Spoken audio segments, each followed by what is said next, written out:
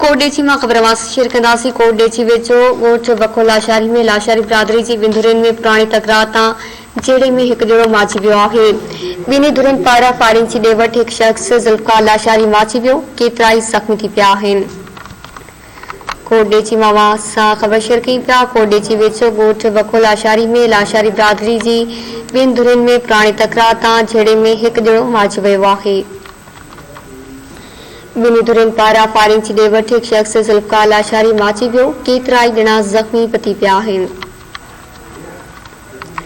कोटडेची मां खबरवास शेयर कई पिया। कोटडेची वेझो ॻोठ वखो लाशारी में लाशारी बिरादरी जी ॿिनि धुरनि में पुराणी तकरार तां जेड़े में हिकु ॼणो मारिजी वियो आहे। ॿिन्ही धुरनि पारां फायरिंग जी ॾे वठि हिकु शख़्स ज़ुल्फकार लाशारी माची वियो, केतिरा ई ॼणा ज़ख़्मी थी पिया आहिनि।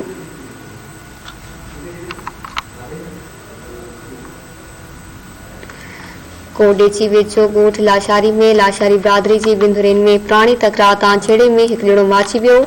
ॿिन्ही धुरनि पारां फायरिंग जी ॾे वठि हिकु शख़्स ज़ुल्फकार लाशारी माची वियो, केतिरा ई ज़ख़्मी थी पिया आहिनि। कोटडेची वेझो ॻोठ वखो लाशारी में लाशारी बिरादरी जी ॿिनि धुरनि में पुराणी तकरार तां जेड़े में हिकु ॼणो माची वियो आहे। ॿिन्ही धुरनि पारां फायरिंग जी ॾे वठि हिकु शख़्स ज़ुल्फकार लाशारी माची वियो आहे ऐं केतिरा ई ज़ख़्मी थी पिया आहिनि। खबरवासा कोटडेची मां शेयर कई पिया। कोटडेची वेझो ॻोठ वखो लाशारी में लाशारी बिरादरी जी ॿिनि धुरनि में पुराणी तकरार तां जेड़े में हिकु ॼणो माची वियो। ॿिन्ही धुरनि पारां फायरिंग जी ॾे वठि हिकु शख़्स ज़ुल्फकार लाशारी माची वियो आहे ऐं केतिरा ई ज़ख़्मी थी पिया आहिनि।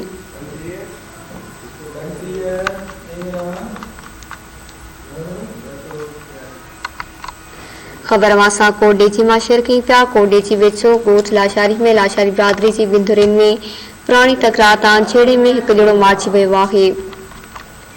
ॿिन्ही धुरनि पारां फायरिंग जी ॾे वठि हिकु शख़्स ज़ुल्फकार लाशारी माची वियो ऐं केतिरा ई ज़ख़्मी थी पिया आहिनि।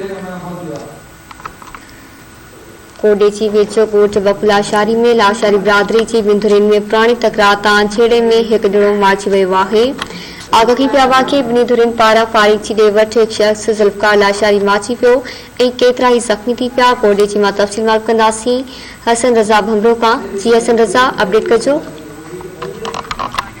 कोटडी वेझो ॻोठ वखो लाशारी में लाशारी बिरादरी जे ॿिनि धुरनि में पुराणे तकरार तां झेड़ो थी पियो आहे। जंहिं जेको ॿिन्ही धुरनि में आम्हूं साम्हूं फायरिंग जे नतीजे में हिकु शख़्स ज़ुल्फकार लाशारी फौत थी वियो आहे ऐं केतिरा ई ज़ख़्मी थियण जा इतला आहिनि। ॿुधाए पियो वञे त लाशारी बिरादरी जे ॿिन्ही धुरनि में जेको आहे पुराणो तकरार हलंदड़ हुयो। तकरार सबबि पहिरियां बि केतिरियूं जेको आहे जानियूं उहे जेको आहे ज़ाया थी चुकियूं आहिनि। जी महिरबानी हसन रज़ा भमरो तफ़सील ॾियण जे लाइ।